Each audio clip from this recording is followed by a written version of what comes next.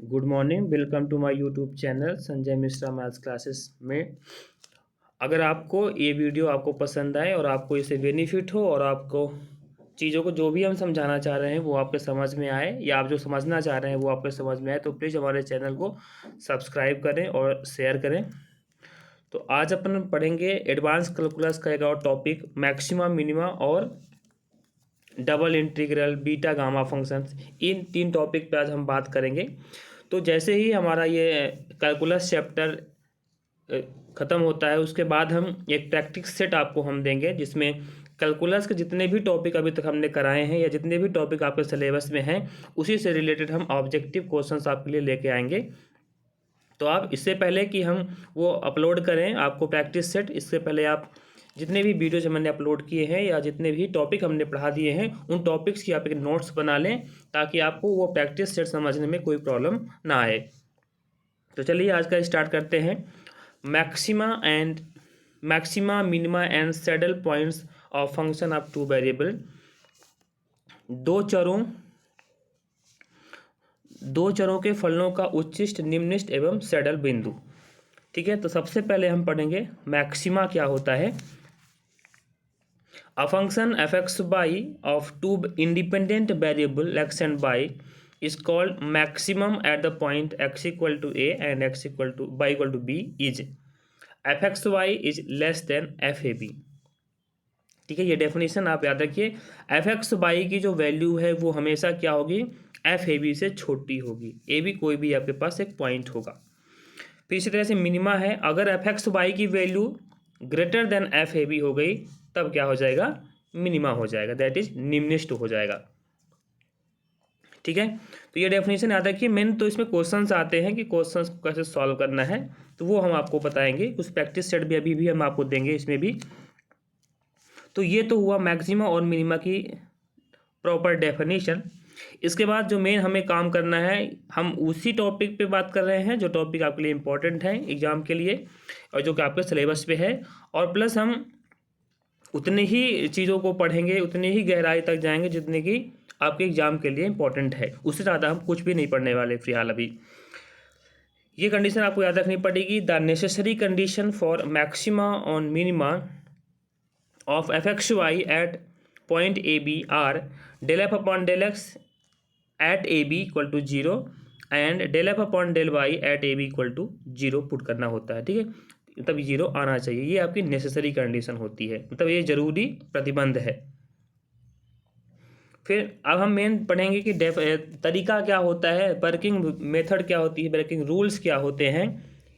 ठीक है, मैक्सिमा और मिनिमा निकालने के लिए तो सबसे पहले आप फर्स्ट पॉइंट पे क्या है, find del f upon del x and del f upon del y। तो ये पार्शियल डिफरेंशिएशन है, आंशिक अवकलन, ये हम पढ़ चुके हैं इसके पहले वाले वीडियो में। तो find del f upon del x and del f upon del y and equate them to 0, और उसको 0 के इक्वल करना होता है। And find the value of x and y at A B. ठीक है, अब यह प्रोसेस देख लीजिए, इसके बाद हम क्वेश्चन को जब सॉल्व करेंगे तो ज़्यादा क्लियर हो जाएगा। फिर एक चीज़ ध्यान रखनी पड़ेगी कि del 2 f upon del x2 क्या होता है, ये होता है r के बराबर। del 2 f upon del y2 क्या होता है, t के इक्वल। और del 2 f upon del x del y किसके इक्वल होता है, s के इक्वल होता है। और एट ए बी जो भी आपकी x और y की वैल्यू मिलेगी उसको यहाँ पे पुट करते हैं और फिर क्या फाइंड करते हैं, R T minus S square at A B. फिर हम क्या निकालेंगे, R T minus S square.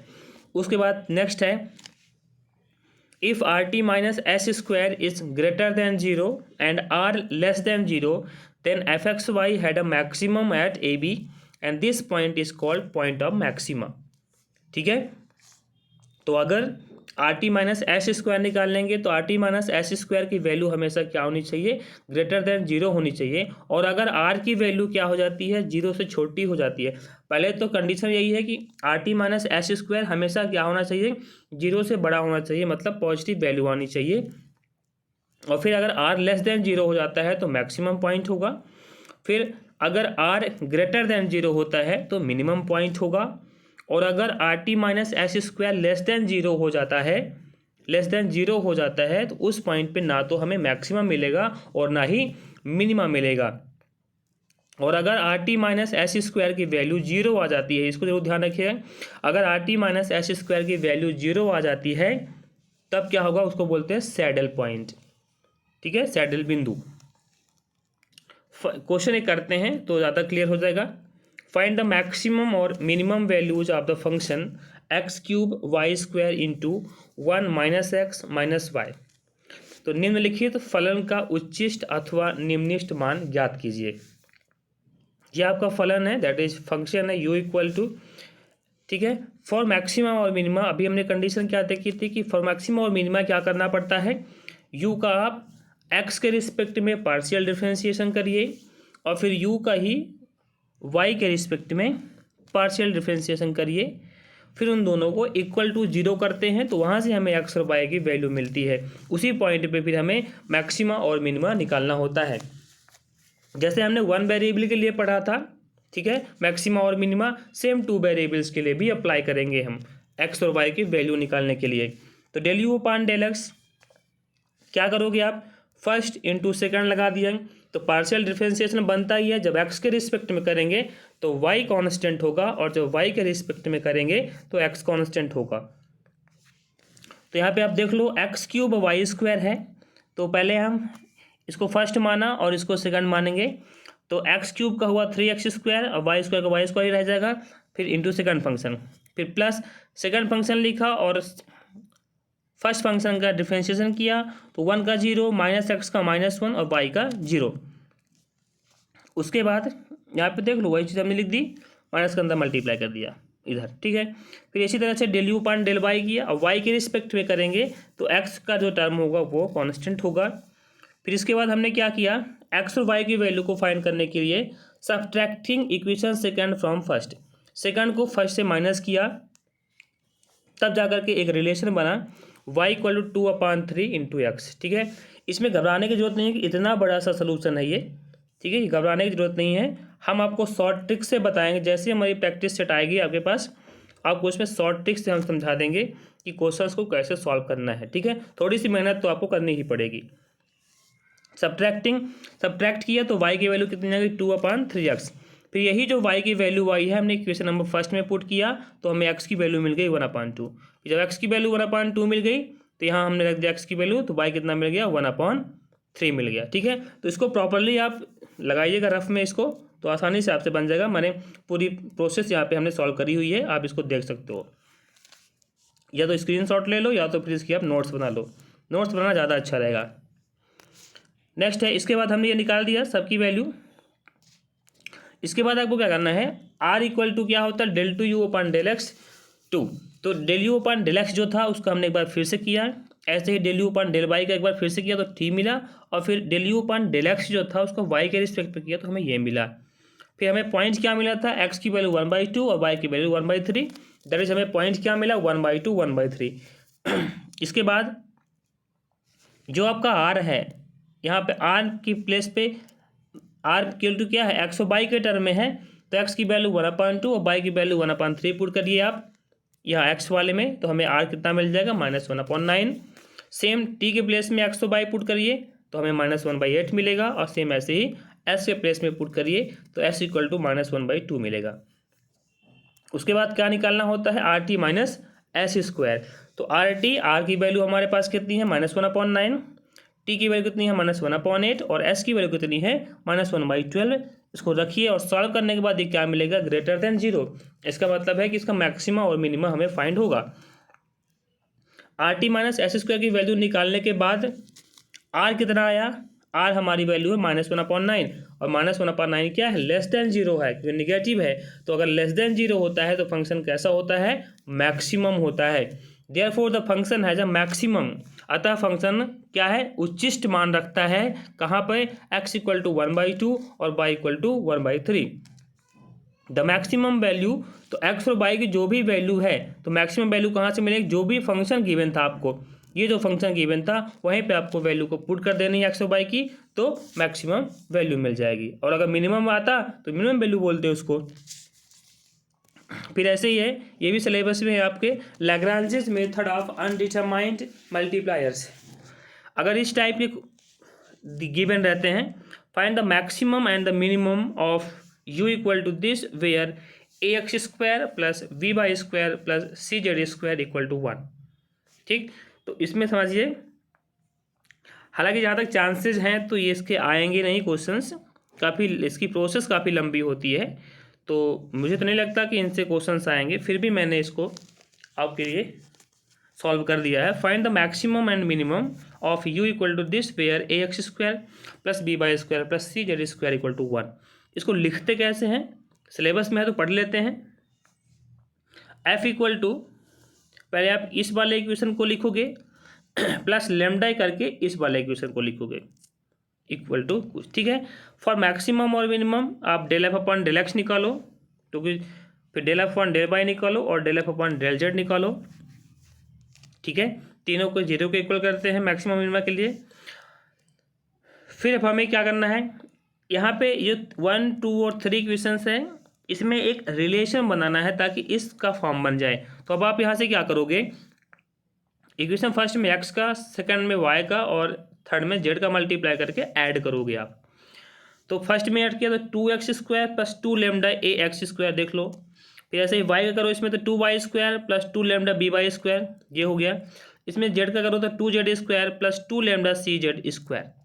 उसके बाद क्या करोगे, 2x स्क्वायर 2y स्क्वायर और 2z स्क्वायर में से 2 कॉमन लेके किनारे कर दो, प्लस इसके बाद 2 लेमडा, यहाँ भी 2 लेमडा, यहाँ भी 2 लेमडा, सभी से 2 लेमडा को कॉमन करो तो a x square plus B Y square plus C Z square equal to कितना हो गया, 0। अब आप देखोगे तो x square plus y square plus z square किसके इक्वल है, यू के इक्वल है, ये प्लस 2 और ये किसके इक्वल है, ये लेमडा के इक्वल है, ठीक है। ये किसके इक्वल हो जाएगा, यहाँ पे देख लो, ये a x square plus B Y square plus C Z square equal to 1 है। यहाँ पे कितना हो गया, 2 lambda into 1 that is 2 lambda. 2 divide कर दो, फिर लेमडा इक्वल टू कितना आ गया, -2। अब यही जो लेमडा की जो वैल्यू है -u, इसको फर्स्ट में पुट करो यहाँ पे। जब फर्स्ट में पुट करेंगे तो क्या होगा, 2x फिर लेमडा की वैल्यू -u, तो -2u A x equal to 0। 2 और x कॉमन ले लो तो x into 1 minus U A equal to 0, तो 1 इक्वल टू कितना हो गया, यू ए। यहाँ से देखिएगा आप 1 इक्वल टू यू ए, ठीक है। आप क्या करोगे, दोनों साइड a से डिवाइड कर दो तो ये हो जाएगा 1 upon a equal to U. अब u को इधर लेके आ जाओ, कितना बनेगा, 1 upon a minus you. Similarly अब यही लेमडा की वैल्यू सेकंड में पुट करोगे तो क्या मिलेगा, 1 माइनस बी यू अपॉन 0, और जब थर्ड में पुट करोगे तो 1 अपॉन सी, तीनों को मल्टीप्लाई कर दो बस, ठीक है। ये होती है Lagrange's method of undetermined multipliers. Next है, अब हमने एक एक्सरसाइज ली है यहाँ पे, sufficient condition for F X Y to have an extreme value at A B is, फलन एफ एक्स वाई की बिंदु ए बी पर महत्तम वैल्यू होगी, कब होगी, कि कंडीशन मैंने आपको बताई थी कि are T minus S square क्या होना चाहिए, ग्रेटर देन 0 होना चाहिए, तभी उसका मैक्सिमा और मिनिमा फाइंड होता है। तो ये कंडीशन आपको याद रखनी है। Next, a function F X Y has saddle point at A B if, saddle point कब होता है, जब इसकी वैल्यू क्या होनी चाहिए, लेस देन 0 होनी चाहिए, ठीक है। क्या होनी चाहिए, are T minus S square की वैल्यू लेस देन 0 होनी चाहिए। फिर ये क्वेश्चंस, इस तरह के क्वेश्चंस आ सकते हैं, the saddle point of the function z equal to X cube minus Y cube minus 3x is, इसमें से कौन सा इसका सैडल पॉइंट है। तो सिंपल से पहले हम क्या करेंगे, वही काम, del Z upon del X निकालेंगे और del Z upon del Y निकालेंगे और उसको 0 के इक्वल करेंगे, ठीक है। हमने क्या किया, 0 के इक्वल किया और फर्स्ट से एक्स और वाई की वैल्यू को निकालेंगे। तो फर्स्ट वाले से देखो 3x square minus 3 equal to 0, तो 3x इक्वल टू कितना हो गया, 3 हुआ। देन x 3 काट दो तो एक्स स्क्वायर इक्वल टू 1, तो x इक्वल टू कितना आ गया, +-1 आ गया। सेम दूसरे वाले को देखो, -3y स्क्वायर इक्वल टू 0, तो y कितना हो जाएगा, 0 0। फिर उसी तरह से आप r निकालो, del two Z upon del X two निकालो, दैट इज 3x स्क्वायर का 6x हो जाएगा और 3 का 0 हो जाएगा। फिर t निकालो, मतलब z का y के रिस्पेक्ट में, यहाँ पे 2 बार, तो -6y, और फिर x का that is del Z upon del X का y के रिस्पेक्ट में, तो y यहाँ पे है ही नहीं, तो कितना हो जाएगा 0।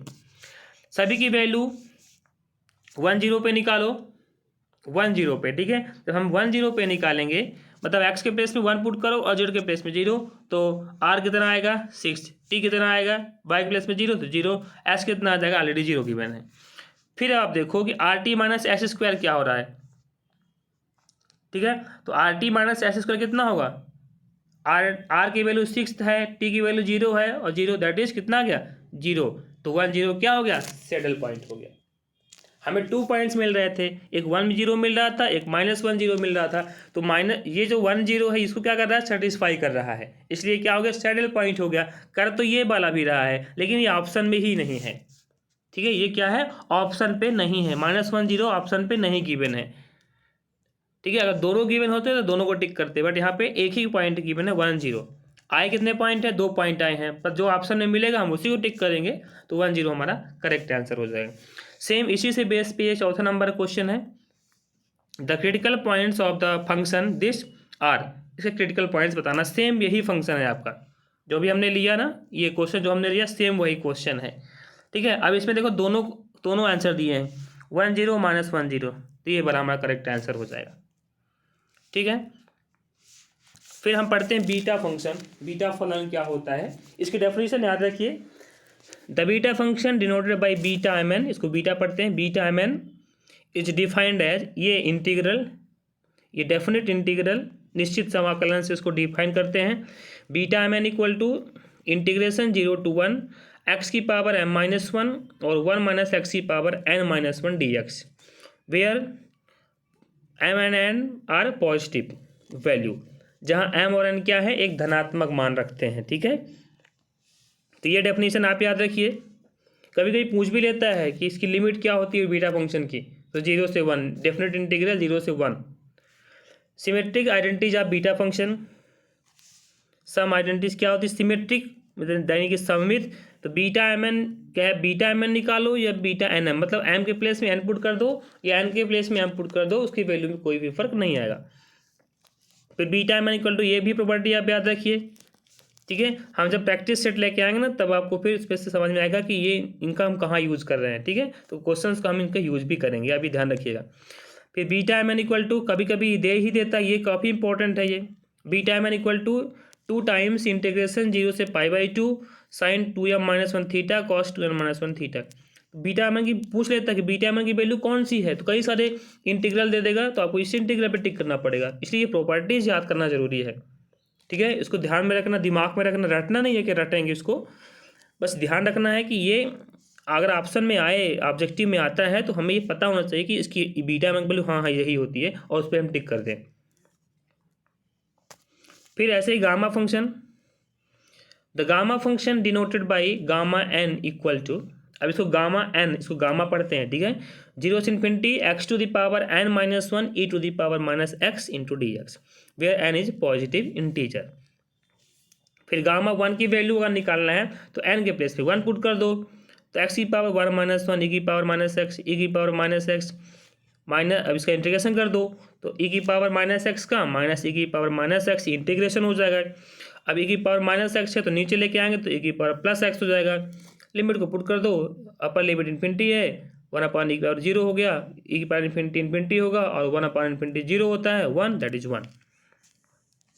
इनको आप याद रखिए, gamma n+1 equal to n gamma n, एक और होती है gamma n+1 equal to n factorial. ध्यान रखिएगा ये प्रॉपर्टीज पूछता है, ठीक है, मैंने देखे हैं कई सारे क्वेश्चंस ऐसे आते रहते हैं, ठीक है, कॉम्पिटिटिव एग्जाम्स में।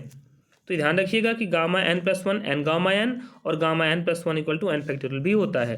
एक प्रॉपर्टी ये भी याद रखिए, तो डायरेक्टली प्रॉपर्टी ही पूछ लेता है, ठीक है, डायरेक्टली प्रॉपर्टी ही पूछ लेगा कि गामा n इक्वल टू वाट, तो आपको बताना पड़ेगा कि ये अगर ये ऑप्शन में है तो, ठीक है, या फिर ये रहेगा या जो भी रहेगा आपको ध्यान रखना है, ठीक है।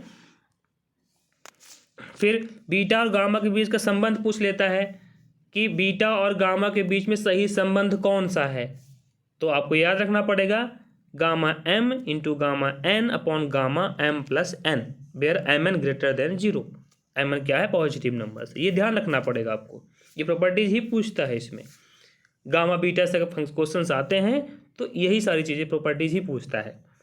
तो gamma n into gamma 1 - n एक प्रॉपर्टी और है, pi upon sine n pi. फिर गामा हाफ की वैल्यू पूछ लेता है, तो गामा हाफ की वैल्यू होती है √पाई। इनको प्रूफ करने की ज़रूरत नहीं है क्योंकि अपने पास इतना टाइम नहीं है कि हम इनको प्रूफ करें, ठीक है। तो इन सब चीज़ों को आप ध्यान रखिए और इसकी नोट्स आप जरूर बनाइए क्योंकि अब रिवीजन करेंगे ना तो आपको इसका बेनिफिट मिलेगा। फिर आपका लेजेंडर डुप्लीकेशन फार्मूला, एक इसको भी याद रखिए। गामा एम, भाई पूछ लिया लेजेंडर डुप्लीकेशन फार्मूला कौन सा है, तो आपको बताना पड़ेगा gamma m into gamma m plus 1/2 equal to √पाई upon 2⁻²m-1 into gamma 2m, ठीक है। फिर आपका डबल इंटीग्रल और triple integral, integral of a function of 2 variables over a region R2 are called double integrals and integrals of function of 3 variables over region in R3 are called triple integral। Double integral को ऐसे denote करते हैं, जो 2D में करेंगे volume निकालेंगे तो 3D कर देंगे, सरफेस एरिया के लिए डबल का यूज़ करेंगे, ठीक है। तो सिंपल सी डेफिनेशन थी, बस इसको मेन हमें क्वेश्चंस, क्योंकि इसमें वर्ग एक का हो चाहे PGT का हो, इतने लंबे क्वेश्चंस को सॉल्व नहीं करवाता वो, ठीक है। आपको बेसिक चेक करता है कि आपका बेस कंप्लीट है या नहीं है उस टॉपिक का। सिंपल सिंपल से क्वेश्चंस आते हैं, बस हमें उसका प्रोसेस पता होनी चाहिए। अब जैसे इसी का निकालना है, double integration over x² y² dx dy, तो पहले आप इस फंक्शन का x के रिस्पेक्ट में कर दो, फिर इसी का y के रिस्पेक्ट में कर दो, तो x² का कितना हुआ, x³/3 इंटीग्रेशन हुआ, और y² कांस्टेंट है बाहर हो गया, 1 का x होता है तो y² x हो गया। अब इसका y के रिस्पेक्ट में कर दो, तो x³/3 कांस्टेंट बाहर हुआ, 1 का हो गया y, फिर y² का हो गया y³/3 into x plus c। हाँ, इसमें ध्यान रखना है जब डेफिनेट इंटीग्रल आ जाता है, तो डेफिनेट इंटीग्रल में पहले y के रिस्पेक्ट में करेंगे और देन x के रिस्पेक्ट में करेंगे। तो ये x की लिमिट बाहर किया, अब देखो क्लोज ब्रैकेट के अंदर y की लिमिट लिखा 4 to 6 x/y² dy बाहर में dx, पहले y के रिस्पेक्ट में होगा, तो 1/y² का इंटीग्रेशन कितना होता है, 1/y²। 1/y² का डिफरेंशिएशन क्या होगा, सॉरी इंटीग्रेशन क्या होगा, इसको ऊपर लेके जाओ, कितना बनेगा y⁻², लगा दो x⁻n+1/n+1 y⁻1/-1 तो ये नीचे आ गया तो -1/y हो गया। यहाँ पर हमने वही किया, लिमिट को पुट कर दिया, सॉल्व कर दिया एलसीएम लेकर के, आपका आंसर आ गया 1/8, ठीक है। तो इस तरह से इन क्वेश्चंस को करना है। तो जैसे ही ये एडवांस कैलकुलस में 2 ही टॉपिक बचे हुए हैं, वो जैसे ही कंप्लीट हो जाते हैं उसके बाद हम क्या करेंगे, एक आपको एडवांस कैलकुलस के जितने भी इम्पोर्टेंट क्वेश्चंस हैं, जिस टाइप के क्वेश्चंस एग्जाम्स में पूछे जाते हैं या पूछे गए हैं, उन टाइप के क्वेश्चंस को हम आपको सॉल्व कराएंगे। तो इसलिए ये बेहतर आपके लिए यही है कि पहले आप जितने भी मैंने टॉपिक कराए हैं उन टॉपिक की नोट्स बनाइए और उनको सॉल्व करिए और उन टॉपिक को समझिए, उनकी डेफिनेशंस को पढ़िए और उनको फार्मूलों को याद करिए। उसके बाद फिर आप हमें कमेंट्स भी करिएगा, ताकि जैसे ही मुझे पता चलेगा कि आपने ये कंप्लीट टॉपिक कंप्लीट कर लिया है, उसके बाद हम तुरंत बाद आपको वो प्रैक्टिस सेट अवेलेबल करा देंगे। Thank you.